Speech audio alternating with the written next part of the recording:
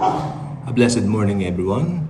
And now it's time for us to read something from the words of the Lord Jesus Christ, the Holy Bible. At ang ating pong talata ngayon ay matatagpuan po sa John chapter 6. Dalawang verse lang po ito, verses 39 and 40. John chapter 6, verses 39 to 40. Tunghayan po natin. This is the will of the Father who sent me, that of all He has given me, I should lose nothing, but should raise it up at the last day.